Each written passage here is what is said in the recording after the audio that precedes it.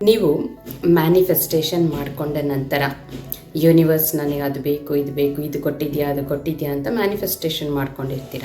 ಆದರೆ ಮ್ಯಾನಿಫೆಸ್ಟೇಷನ್ ಮಾಡಿಕೊಂಡ ನಂತರ ಕೆಲವೊಮ್ಮೆ ಏನಾಗುತ್ತೆ, ನಿಮ್ಮ ಹತ್ರ ಇರೋದನ್ನು ಕಳ್ಕೊಂಬಿಡ್ತೀರ.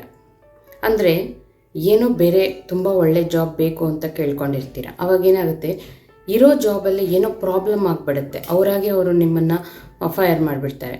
ಅಥವಾ ಯಾರೋ ಒಬ್ಬರು ಸ್ಪೆಷಲ್ ಪರ್ಸನ್ ನಿಮ್ಮ ಲೈಫಲ್ಲಿ ಬರಬೇಕು ಅಂತ ಕೇಳ್ಕೊತೀರ. ಅದು ಫ್ರೆಂಡ್ ಆಗಿರ್ಬೋದು, ರಿಲೇಟಿವ್ ಆಗಿರ್ಬೋದು, ಲೈಫ್ ಪಾರ್ಟ್ನರ್ ಆಗಿರ್ಬೋದು, ಯಾರೇ ಒಬ್ಬರು ಅವ್ರು ನಿಮ್ಮ ಲೈಫಲ್ಲಿ ಬರಬೇಕು ಅಂತ ಕೇಳ್ಕೊಂಡಾಗ ಇನ್ನೊಬ್ಬರು ಪರ್ಸನ್ ನಿಮ್ಮ ಲೈಫಿಂದ ಹೊರಟೋಗ್ಬಿಡ್ತಾರೆ. ನಿಮ್ಮ ಮೇಲೆ ನಿಂದನೆ ಹಾಕಿ ನೀವು ಹಾಗೆ ನೀವು ಹೀಗೆ ಅಂತ ನಿಮ್ಮನ್ನು ಹರ್ಟ್ ಮಾಡಿ ಹೊರಟೋಗಿರ್ತಾರೆ.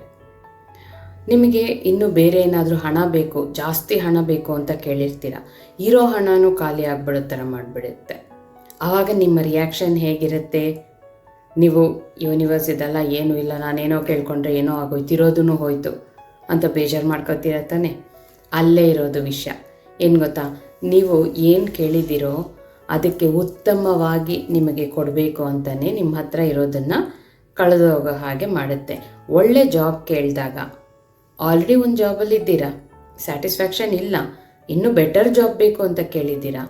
ಆ ಬೆಟರ್ ಜಾಬ್ ಬೇಕು ಅಂದರೆ ಈ ಇರೋ ಜಾಬ್ ನಿಮಗೆ ಬೇಡ ತಾನೇ, ಅದಕ್ಕೆ ನಿಮ್ಮನ್ನು ಅಲ್ಲಿಂದ ಹೊರಗೆ ಬರೋ ಥರ ಮಾಡುತ್ತೆ. ಅರ್ಥ ಆಯ್ತಾ? ನೀವು ಸ್ಪೆಷಲ್ ಪರ್ಸನ್ ನಿಮ್ಮ ಲೈಫಲ್ಲಿ ಬರಬೇಕು ಅಂತ ನೀವು ಅಂದ್ಕೊಂಡಿದ್ದೀರಾ.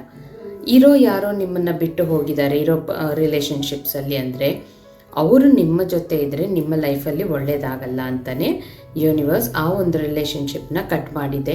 ಅದ್ರ ಬದಲು ಬೇರೆ ಒಂದು ಒಳ್ಳೆಯ ರಿಲೇಷನ್ಶಿಪ್ನ ತರತ್ತೆ. ಸೊ ಇದು ಅರ್ಥ.